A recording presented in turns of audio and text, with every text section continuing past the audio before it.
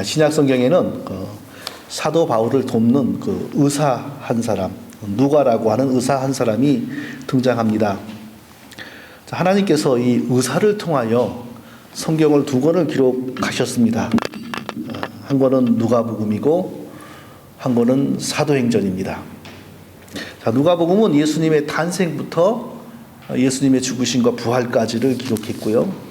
사도행전은 이제 예수님이 승천하시는 장면부터 해가지고 예루살렘에 교회가 먼저 생기고 교회가 전 세계를 향하여 퍼져가는 모습을 설명을 해주고 있습니다.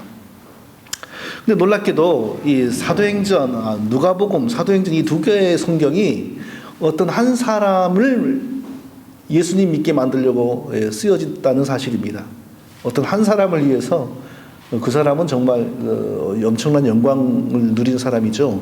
한 사람을 읽게 만들려고 두 권의 성경이 쓰여졌다. 물론 하나님의 섭리 가운데 그 사람뿐만 아니라 여러 사람에게 읽혀지려고 쓰여진 거죠. 그런데 누가는 그 성경을 쓸 때 어떤 한 사람을 생각하고 쓴 것입니다.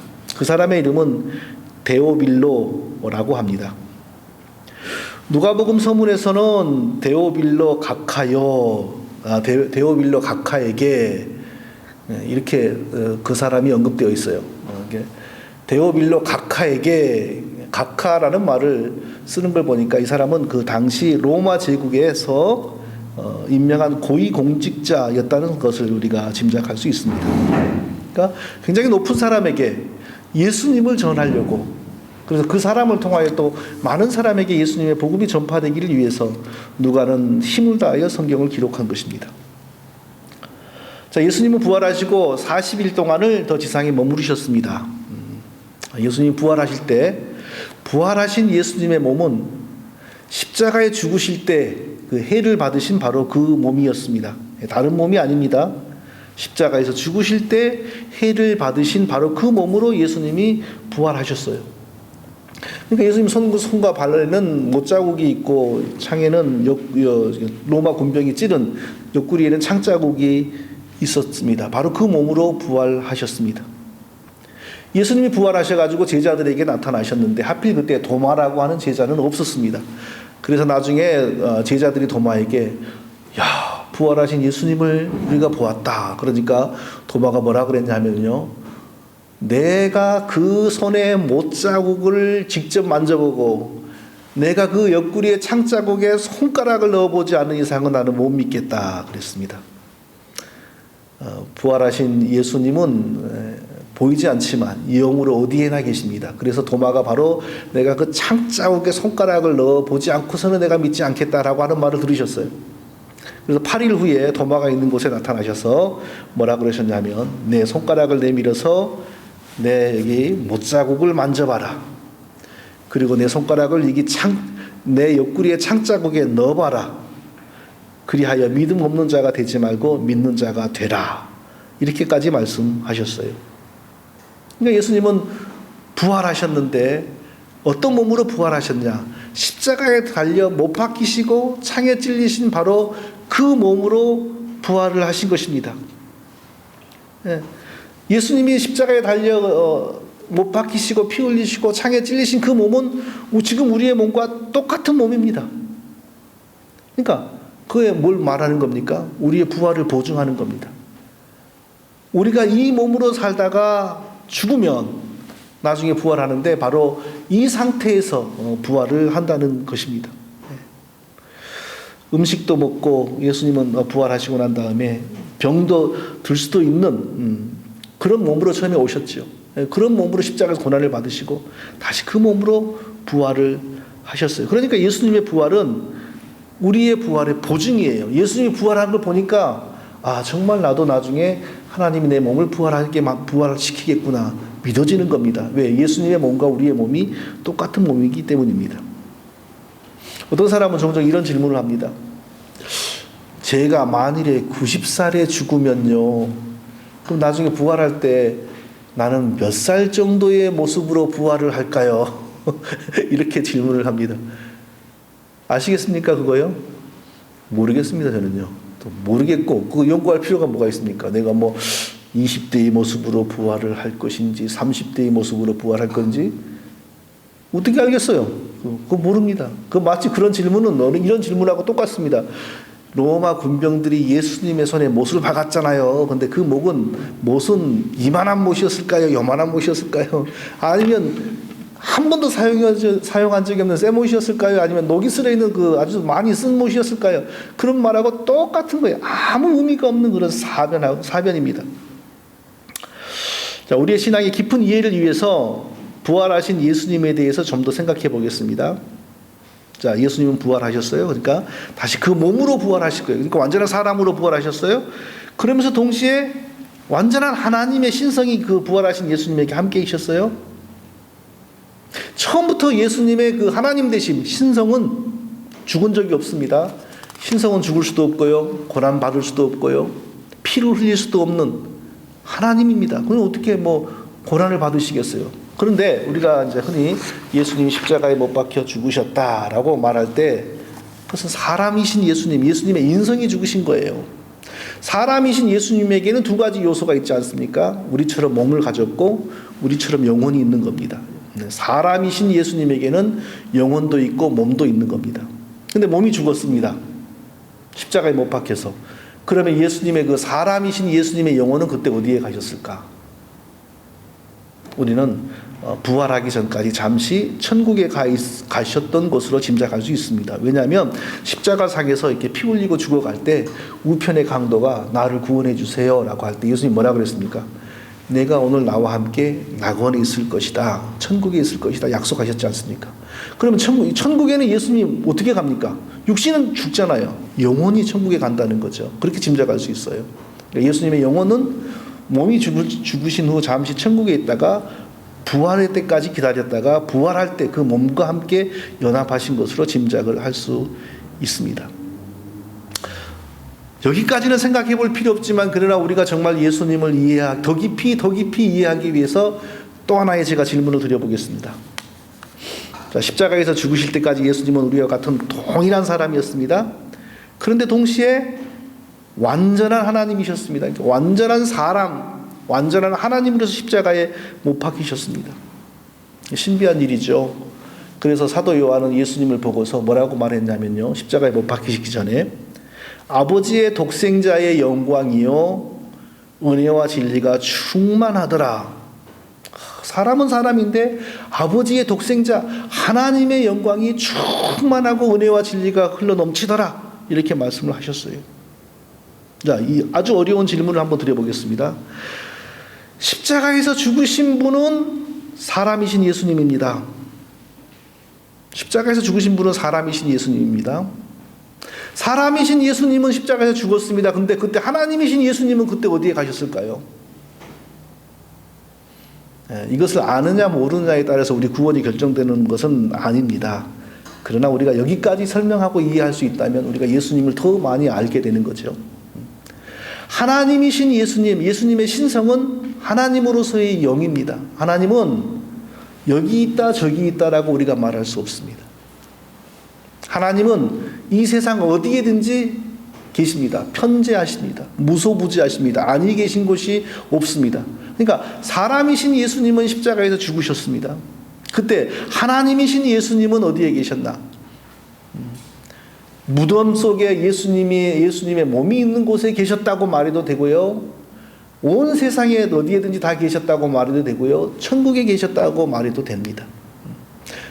그게 바로 영이신 하나님의 특징입니다. 물론 우리가 이것을 모른다고 해서 이것을 설명할 줄 모른다고 해서 우리가 구원받지 못하고 그런 것은 전혀 아닙니다. 근데 다만 우리가 예수님을 더 이해하고 설명하기 위해서는 이런 질문에도 한번 생각해보고 또 연구해보면 굉장히 유익하다는 것입니다. 부활하신 예수님이 지상에 40일 동안 더 계셨습니다. 그리고 이제 40일 마지막에 이렇게 말씀하시면서 승천하셨어요. 예수님이 40일 동안 부활하신 후 40일 동안 지상에 더 계시면서 무슨 말씀을 하셨는지 누가복음에 나오고 사도행전에 나오는데 거의 같은 내용입니다. 자, 이럴 때는 참 제가 이 말씀을 여기로 딱 써가지고 저도 앞에 화면이 있어가지고 딱 저도 보고 이렇게 하면은 딱 설교 시간에 좋겠는데 그런 시설이 없으니까 제가 쏘지를 못하겠어요. 저기 쏘도 내가 이래가지고 같이 해야 되니까 이게 보기도 안 좋고 그래서 준비를 안 했는데 누가복음 끝에는 뭐라고 예수님이 말씀하셨다고 되어 있냐면요. 내가 아버지의 약속하신 것을 너희에게로 보내리니 너희는 위로부터 능력이 비울 때까지 이 성에 유하라. 누가복음에서는 예수님이 승천하시기 직전에 뭐라고 하셨냐면요. 내가 아버지의 약속하신 것을 너희에게로 보내리니 너희는 위로부터 능력이 비울 때까지 이 성에 유하라. 예루살렘에 계속 있어라. 가지 말고. 누가복음 끝에서는 이렇게 말씀하셨어요. 똑같은 내용을 사도행전에서 또 뭐라고 표현하냐면 예루살렘을 떠나지 말고 내가 들은 바 아버지의 약속하신 것을 기다리라. 요한은 물로 세례를 베풀었으나 너희는 몇 날이 못되어 성령으로 세례를 받으리라. 내가 들은 바 아버지의 약속하신 것을 기다리라. 요한은 물로 세례를 베풀었으나 너희는 몇 날이 못되어 성령으로 세례를 받으리라. 굉장히 중요한 내용입니다. 엄청나게 중요한 내용입니다. 신구약의 핵심입니다. 이게 무슨 뜻인가 알면 이미 신구약을 관통하는 핵심적인 진리를 우리가 알고 깨닫게 되는 것입니다. 자, 오늘 한 가지를 깊이 생각해 보겠습니다. 잘 듣고 이해를 해 보십시오. 자, 오늘 우리가 연구해야 될 것은요.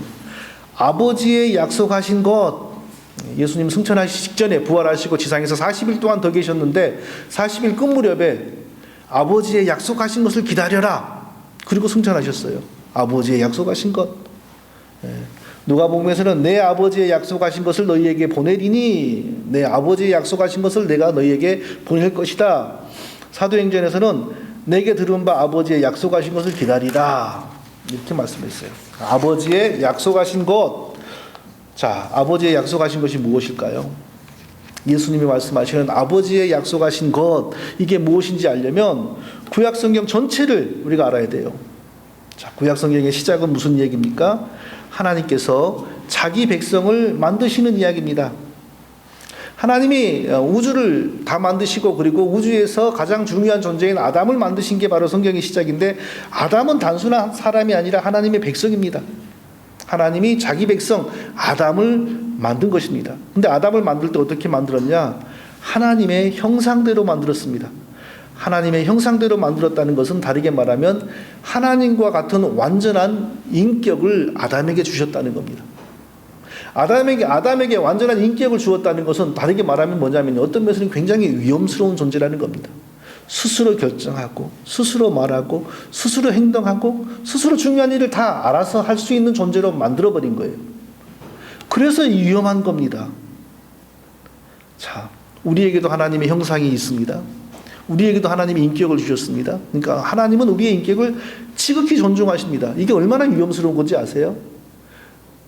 우리가 어떤 죄를 사랑하고 어떤 죄를 즐기고 어떤 죄를 포기하지 않으면 하나님이 그걸 강제로 못 끊습니다. 우리의 인격을 존중하시기 때문에. 오늘 밤에 우리가 어떤 죄를 짓기 위해서 자동차를 몰고 출발을 합니다. 타이어가 펑크 날까요? 안 날까요? 안 납니다. 하나님 그런 방식으로 우리를 대하지 않습니다. 오늘 밤에 우리가 죄를 짓기 위해서 어디를 걸어가려고 그래요. 우리 다리가 부러질까요? 안 부러질까요? 안 부러집니다. 하나님 우리를 그런 식으로 대하지 않습니다. 나중에 회개시킬 때도요. 지극히 인격적인 방식으로 회개를 시킵니다. 우리가 하나님의 말씀과 성령의 역사 안에서 우리가 깨닫고 눈물 콧물 흘리면서 스스로 회개하게 만드시지 강제로 회개하게 하시지 않습니다. 그게 바로 우리에게 인격을 주시고 우리를 인격체로 대하시는 하나님의 방식입니다. 그러니까 아담에게는 하나님만을 섬겨라 라고 하는 강제성이 없었습니다. 네 인격대로 해라. 하나님 섬기고 사랑하는 게 좋으면 너는 그렇게 하고 하나님 섬기고 사랑하는 게 싫으면 너는 하지 말아라. 완전한 자율권이 주어졌어요. 그러니까 선악과는 처음부터 공개된 장소에 아주 잘 보이는 데 있었습니다. 동산 중앙에. 하나님 섬기는 삶을 살려고 마음을 먹으면 선악과에 대한 관심이 안 생길 것이고 하나님을 비판하려고 하면 선악과가 눈에 확 들어오는 거예요. 그러니까 선악과를 범했다라고 하는 것은 아담이 자기의 100% 의지와 인격으로 하나님을 배반하고 하나님과 같이 되려고 결정을 보았다라는 명백한 증거가 되는 것입니다. 그러니까 아담이 선악과를 먹는 순간 하나님 백성이 없어져 버린 거예요. 하나님을 섬기며 살아야 하나님 백성이 없어져 버린 거예요. 그 동시에 하나님이 선악과를 먹은 아담에게 저주와 사형을 선고하셨습니다. 네. 그러니까 아담이 선악과를 먹고 타락했다라는 것은 단순하게 타락이다 하는 정도가 아니라 하나님을 섬기며 살라고 지은 하나님 백성이 없어져 버린 거예요. 여기서부터 바로 하나님 은혜가 시작이 됩니다. 하나님은 그 즉시로 아담을 죽이셔도 됩니다. 아담을 죽여도 아담 원망도 못합니다. 또 그 누구도 하나님이 처사가 불합리하다라고 시비도 못 겁니다. 그런데 하나님은 아담을 죽이려고 바로 계획을 세우지 않고 오히려 아담의 죄를 없는 것으로 만드시고 아담을 자기 백성으로 다시 회복시키는 계획을 세우셨습니다. 그게 바로 복음이요. 그게 바로 하나님의 은혜입니다. 그런데 어떤 방식으로 아담의 죄를 없는 것으로 만들 수 있는가? 그것은 아담이 죄값을 지고 죽어야만 그 죄가 없어지는데 아담이 죽어버리면 자기 백성을 회복시킬 길이 없지 않습니까? 그래서 하나님이 생각한 게 뭐냐면 하나님 자신이 아담처럼 피 흘릴 수 있는 사람이 되셔서 아담을 대신하여 아담의 후손들을 대신하여 죄값을 치르고 피 흘리시면서 죽으심으로 아담과 아담의 후손을 구원하는 계획을 세우셨어요. 이게 바로 복음입니다.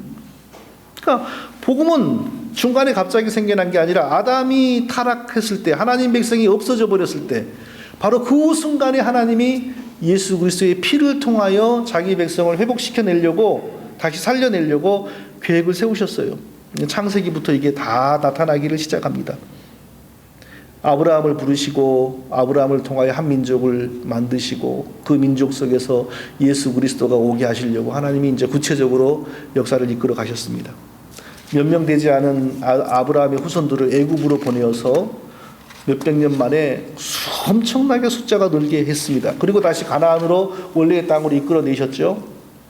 원래의 땅으로 이끌어내시면서 하나님의 중요한 말씀이 계속 반복이 됩니다. 무슨 말씀이냐면 나는 너희 중에 거하여 너희 하나님이 되고 너희는 내 백성이 되리라. 나는 너희의 하나님이 되고 너희는 내 백성이 되리라. 이 말씀이 구약 성경에 처음부터 끝까지 계속 흘러갑니다. 여기에서 반복이 되고 여기서 반복이 되고 여기서 반복이 되고 여기서 반복이 되고 계속 반복이 돼요. 그러니까 구약 성경은 뭘 말하고 있냐? 하나님이 자기 백성을 만들어내기 위해서 역사를 진행한다는 겁니다. 근데 구약 성경은 다른 게 아니에요. 예수 그리스도를 통하여 자기 백성을 만들어내기 위하여 하나님이 이끌어 가신 시대였어요. 이스라엘 민족은 이스라엘 민족만 하나님 백성으로 삼으려고 선택한 게 아니고 예수 그리스도를 통하여 전 세계에 흩어져 있는 하나님 백성으로 예정된 자들을 다 불러내려고 이스라엘 백성들이 먼저 택하심을 받은 겁니다. 이스라엘 백성들이 하나님 잘 믿거나 율법을 잘 지켜서 하나님 백성이 탄생하는 게 아니라 이스라엘 민족의 한 사람으로 오시는 구세주 예수 그리스도가 피 흘리심으로 하나님 백성이 탄생하는 거예요. 시간이 가면서 선지자들에게서요 정말 놀라운 예언들이 계속 나타나기를 시작합니다. 예레미야는 24장 7절에서 뭐라고 예언하냐면요, 내가 여호와인 줄 아는 마음을 그들에게 주어서 그들로 전심으로 내게 돌아오게 하리니. 이스라엘 백성들은 계속해서 범죄하죠. 계속 못된 짓만 일삼죠. 그러니까 하나님이 어떻게 합니까? 그들을 바벨론에게 팔아버리잖아요. 아무리 때려도 진짜 마음으로 하나님을 잘 알고 섬기는 일이 벌어지질 않아요. 그런데 어떻게 내가 여호와인 줄을 아는 마음을 그들에게 주어서 그들로 전심으로 내게 돌아오게 하리니. 이런 일이 어떻게 벌어집니까? 이 일이 벌어질 수 있는 방법은 딱 하나뿐입니다. 예수께서 이 백성들의 죄를 대속하시고 십자가에 죽으셔서 그 죄를 씻으시고 죄가 쓰셔진 그들의 마음에 하나님의 신이 임하여서 하나님이 그들의 마음을 감동하셔서 진정으로 하나님을 섬기는 그 마음이 생겨나도록 하시는 것뿐입니다. 또 그 뒤에서 뭐라고 예언하냐면 나 여호와가 말하노라. 그러나 그날 후에 내가 이스라엘 집에 세운 언약은 이러하니 곧 내가 나의 법을 그들의 속에 두며 그들의 마음에 기록하여 나는 그들의 하나님 되고 그들은 내 백성이 될 것이라. 나의 법을 그들의 속에 두고 그 마음에 기록하여 나는 그들의 하나님이 되고 그들은 내 백성이 될 것이라. 자, 지금까지는 하나님의 법, 율법을 종이에 썼지요. 돌에 기록했지요. 아무리 종이에 쓰고 돌에 기록해가지고 지켜라 해도 아무도 못 지켜요. 그래가지고는 아무도 하나님 백성이 안 돼요. 근데 하나님 뭐라고 예언하냐? 내 법을 그들의 속에 두며 마음에다가 기록한다 이거예요. 그들의 마음에 기록하고, 그래서 나는 그들이 하나님이 되고 그들은 내 백성이 될 것이다. 예수 그리스도가 피 흘리심으로 우리의 죄가 씻어지고, 죄가 씻어진 우리의 마음에 성령이 임하심으로, 성령의 감동을 받은 마음으로 저절로 하나님을 사랑하게 되고 섬기게 된다는 이 사실을 이렇게 예언하고 있는 겁니다. 성령의 임하심이 아니면 설명이 안 되는 겁니다, 이게. 또 요엘 선지자는 그 후에 내가 내 신을 만민에게 부어주리니, 모든 사람들에게 내 신 성령을 부어주리니 이랬어요. 이것도 역시 예수 그리스도가 십자가로 우리의 죄를 쓰셨고, 십자가로 제사함 받은 자기 백성들에게 하나님이 성령을 주시는 것, 이것이 아니면 설명이 안 되는 거예요.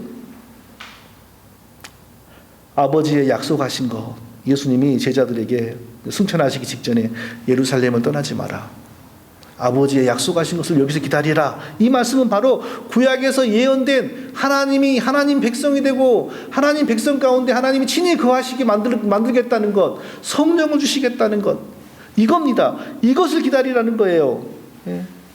나는 너희의 하나님이 되고 너희는 내 백성이 되리라. 구약의 이 핵심적인 사상이 예수님의 죽으심과 그 피로 제사함 받은 자들에게 하나님이 보내어 주시는 성령이 우리에게 오시는 것, 바로 이것을 아버지의 약속하신 것, 이렇게 지금 말씀하고 있는 거예요. 그러니까 아버지의 약속하신 것, 성령이 임하기를 기다려라.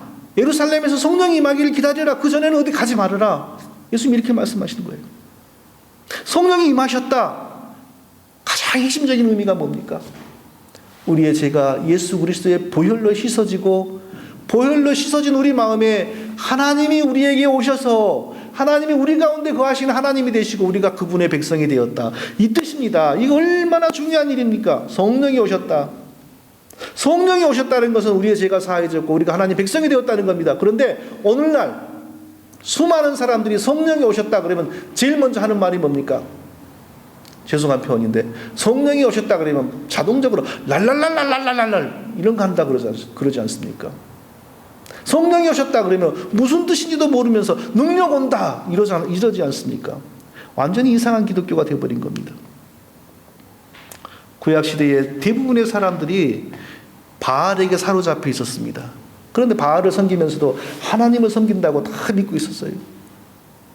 구약시대에 많은 사람들이 베델과 단에서 시작한 그 금송아지를 섬겼습니다. 근데 금송아지를 섬기면서 하나님을 섬긴다라고 믿었어요. 정작 성경의 하나님은 너희들이 나를 섬기는 것이냐? 고개를 흔드셨습니다. 그리고 그들을 바벨론 군대의 손에 팔아버리셨어요. 오늘날 이런 일이 같이 벌어지고 있어요. 다 입으로 성령을 얘기하고 다 입으로 하나님을 얘기해요. 그런데 정작 성경이 말하는 성경이 말하는 성령의 오심에 대해서는 전혀 알지를 못해요. 엉뚱한 얘기를 하고 있어요. 구약시대에는 이스라엘 백성들을 대표하여 대제사장이 홀로 대속죄일 딱 하루 황소의 피를 들고 지성소에 가서 하나님을 만났습니다. 하나님과 이스라엘 백성들을 대표하는 대제사장의 직접적인 만남이 1년에 딱 하루 벌어졌습니다. 하루. 그런데 그때도 막 황소의 피를 들고 갔죠. 황소의 피를. 근데 그때도 대제사장은 나를 죽이시면 어떡할까 하고 성경 외에 있는 문헌에 의하면 두려워가지고 바로 들어가지 못하고 여기다가 밧줄을 묶고 들어갔어요. 허리에다가. 하나님이 자기를 죽이면 밖에 있는 제사장이 자기 시신 끌어내라고 그랬었습니다. 그러나 오늘날 우리에게 어떤 일이 벌어졌습니까? 그 하나님이 우리 한 사람 한 사람 그리스도인들의 마음에, 인격에, 몸 안에 직접 임하셨단 말입니다. 이게 바로 성령이 오셨다는 것의 가장 핵심적인 의미예요. 가장 중요한 것이에요. 옛날에는 이스라엘 백성들의 대표 대제사장 단 한 사람이 황소의 피를 한 바가지 들고 가가지고 딱 하루 하나님을 직접 만났죠. 그러나 지금은 진실로 예수 믿는 모든 사람들의 몸속에, 마음속에, 인격 속에 하나님이 직접 들어오셨단 말이에요. 이게 바로 성령이 우리에게 왔다라는 엄청난 의미예요. 사람들은 성령을 하나님의 힘이라고 생각해요. 그러니까 성령 그러면 능력 그러죠. 능력은 능력, 성경이 말하는 바예요. 근데 그게 무슨 능력인지를 모르고 성령 그러면 능력 그러고 성령 오셨다 그러면 랄랄랄라 이런 거라 생각을 하고 완전히 잘못됐어요. 성부와 성자와 성령은 같은 분입니다. 성령 하나님이 성부에 비해서 못났거나 성령 하나님이 성자에 비해서 열등한 게 아니에요. 성부와 성자와 성령은 같은 하나님이에요. 언제 한 분 하나님입니다. 서로 연합되어 계십니다. 성부 안에 성자와 성령이 거하시고 성자 안에 성부와 성령이 거하시고 성령 안에 성부와 성자가 계셨어요. 그러니까 성령이 우리에게 오셨다 이 말은 성부와 성자와 성령 삼위일체 하나님, 구약에서 말하는 여호와 하나님이 우리에게 오셨다는 얘기예요. 이거 얼마나 신비한 일입니까? 이게 바로 예수님이 말씀하시는 것, 하나님이 약속하신 것입니다. 하나님이 약속하신 것, 하나님이 자기 백성들 가운데 친히 오시겠다고 약속하신 것, 놀라운 일입니다. 원래 이 일은 아담이 타락하기 전에 에덴 동산에서 있었던 일입니다. 죄가 없었을 때 에덴 동산은 하나님이 직접 나타나시는 곳이었고 아담의 마음과 아담의 몸도 죄가 없었으므로 하나님이 언제든지 그들과 함께 있었어요. 근데 죄가 들어오고 나서 그게 다 망가진 거예요. 그래서 하나님이 오시자 범죄한 아담은 어떻게 합니까? 숨어가지고 하나님을 피하지 않습니까? 예수 그리스도의 보혈이 이 문제를 해결한 겁니다.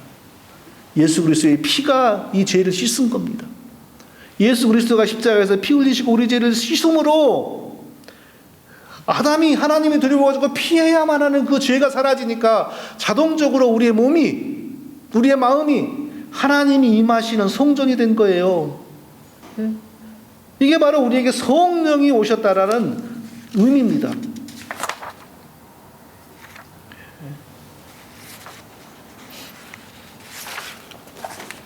예수님은 이제 지상에서 속죄 사역을 마치고 다시 하늘로 올라가실 때, 그래서 제자들에게 예루살렘을 떠나지 마라, 아버지의 약속하신 것을 기다려라, 내가 아버지께로 올라가서 내가 너희의 죄를 씻기 위하여 십자가에서 못 박히신 것을, 이 손에 못 자국 난 것을 하나님께 보이고 여기 창자국 난 걸 하나님께 보임으로 내가 너희의 죄를 완전히 씻기 원하시는 아버지의 뜻을 다 이루었다는 것을 내가 아버지에게 보일 것이다.